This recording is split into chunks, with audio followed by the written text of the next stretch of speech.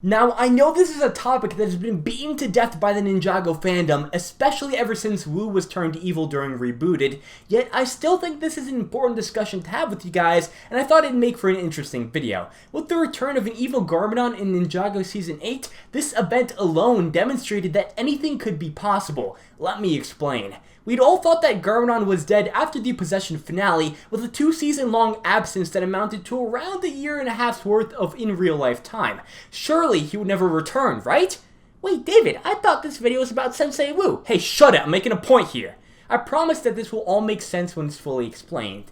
Lo and behold, Ninjago Sons of Garmadon is announced, with Lord Garmadon returning at the end of the season and returning in his most evil form. This is definitely something I never saw coming and something I would have never expected in a million years. However, this is a big game changer. It's widely known that Garmadon was turned evil from the venom of the Great Devourer, the same venom that had the power to awaken the ancient stone warriors from their slumber. When Garmadon rid himself of the venom after the finale of Season 2, he became good once more, which is why it was so shocking to see him return as a villain in Season 8, because it was previously thought that only the venom from the Devourer could change him.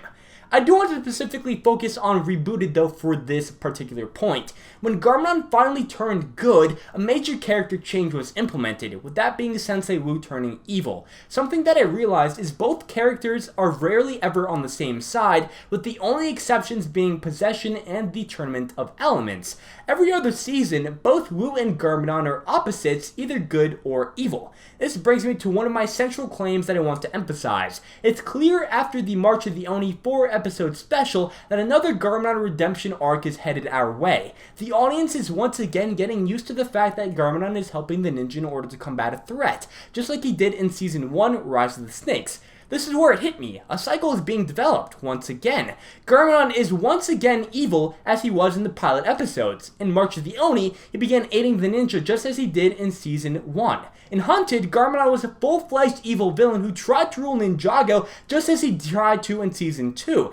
There's a clear pattern forming here. The Ninjago writer Bragi is most likely preparing us for another Garmadon redemption arc to where he turns good, which I think is definitely a good idea because LEGO has been beating the evil Garmadon character to death ever since the LEGO Ninjago movie. But just as Ninjago history has it, with a good Garmadon comes an evil Wu. I think it's entirely possible that when we do see this Garmadon redemption arc, and trust me, we'll see it in the next season or two, there will be another character twist with Wu becoming evil in some way, shape, or form. But how will Wu turn evil once again? I do have a handy-dandy theory that is a bit of a stretch, but it is still entirely possible. Wu and Misako have been spending a lot of time together as of late, and it's well known that Wu and Misako have some sort of loving tension between them. With the return of a good Garmadon, that would most likely cause a conflict, as Garmadon would resume that close attached spot to Misako and eventually replace Wu.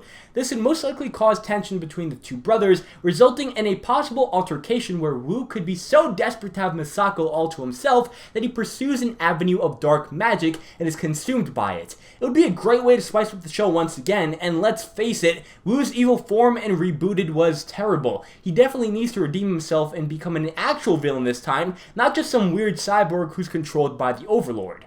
And I definitely think Wu would be the perfect candidate for a position like this. With Bragi as the new writer for Ninjago, I'm also excited to see his interpretation of an evil Wu and what he would bring to the table when it comes to his character. We can definitely assume that an evil Wu would be much darker than he was in Rebooted, based off of Bragi's writing style in the several Hunted episodes he wrote and March of the Oni. And with this increased darkness and flexibility in what a villain can do, I'm sure that Wu would amount to a phenomenal villain in Ninjago history.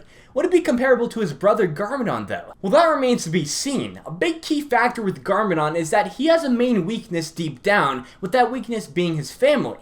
Garmadon has a heart for his son Lloyd and his wife Misako, meanwhile Wu really has nothing to lose. You can make the argument for Wu having a crush on Misako, but that is a different type of attachment. An attachment that he wouldn't have for Misako because she isn't his wife. You could also say that Wu would be attached to the ninja, and that is a fairly good point, but it's important to keep in mind mind that the ninja aren't related to Wu family-wise, and there is a lacking of that familial connection. Especially when a character is evil, their mind tends to be clouded with a heartwarming or deep familial connection, often being the only thing that would bring out the humaneness of a villain. So I personally think Wu would be a great character to become a villain, and has the potential to be one of the best in Ninjago history. Thanks so much for watching, guys. Be sure to rate the video and subscribe if you're new, and peace!